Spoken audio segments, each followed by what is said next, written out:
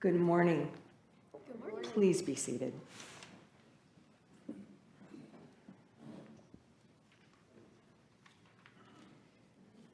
What does being called by God mean? For those of us who identify as Christian and who embrace our baptismal covenants, it means that we have been called by God to share the wonderful message of God's love, to share the good news of Jesus Christ. Easy enough, right? In today's reading from Exodus, we hear a very different type of call from God.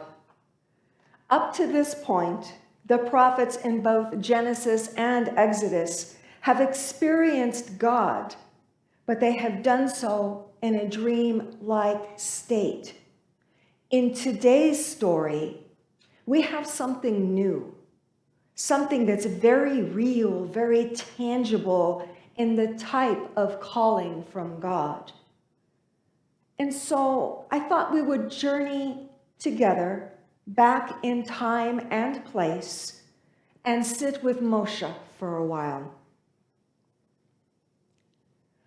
Moshe is working as a shepherd for his father-in-law and has gone far afield with the flock to let them graze.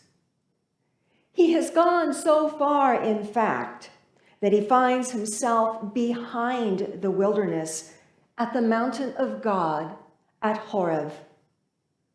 As Moshe looks around, he sees something extraordinary and frightening, and he turns aside to investigate it. As he looks closer, he sees a bush burning with fire, but not consumed by the fire, and he is stunned. As he inches closer, God called out to him, the sound coming from the midst of that burning bush, and God said, "Moshe, Moshe." And Moshe said, "Here I am." And God said, "Stop. Take off your sandals, for the ground on which you stand is holy ground." And God continues to talk to Moshe, telling Moshe who he, God, is. The God of Moshe's father, of Abraham, of Yitzhak, and of Yaakov. And Moshe hid his face, absolutely terrified to look upon God. So let's pause this vignette for just a minute. So this is the model for the call of a biblical prophet. God speaking to the fledgling prophet. And I've got to wonder, what on earth did Moses think? Was he filled with fear, or with awe, or with both?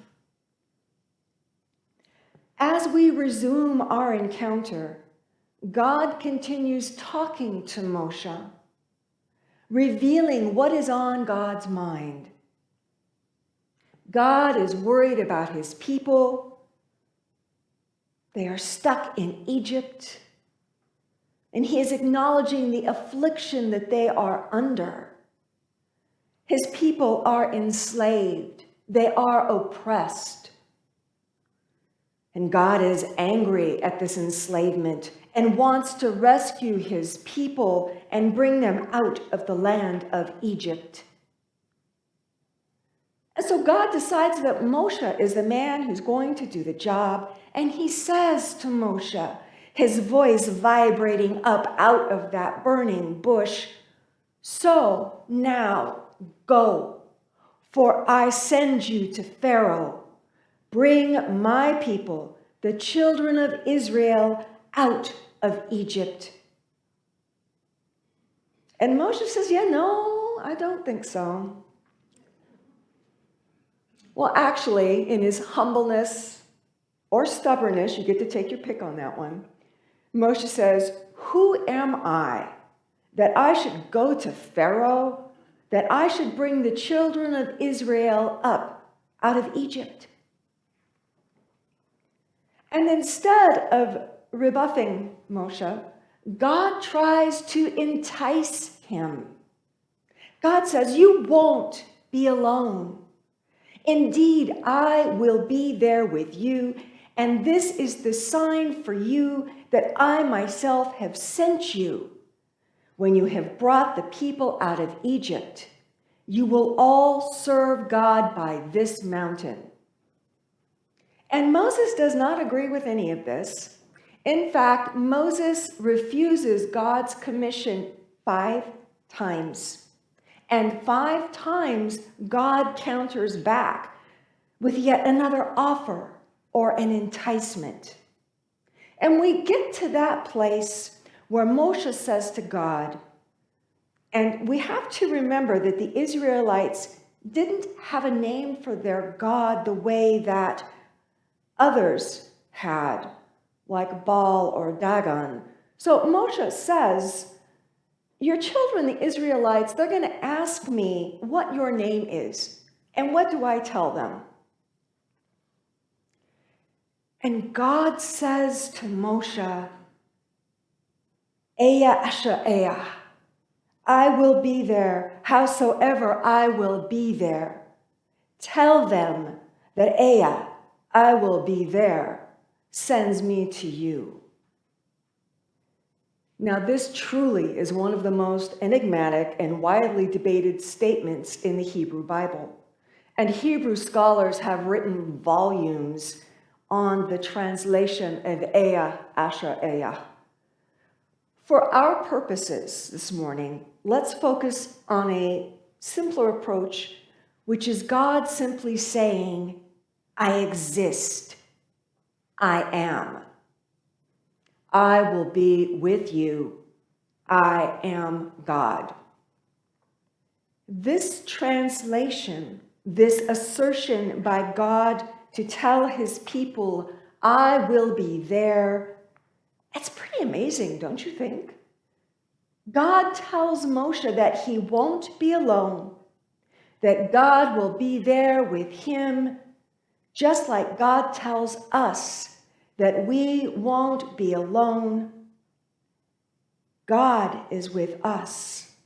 This is the gift of our faith, the gift of our baptism, this reassurance that God is with us.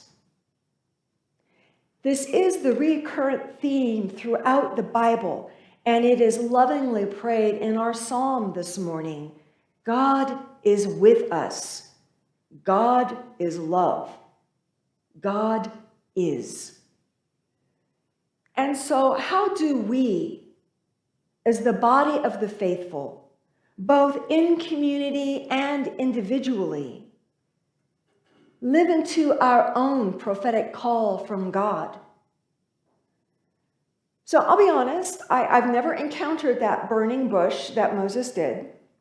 And so I really don't know how I would react if I were in his place.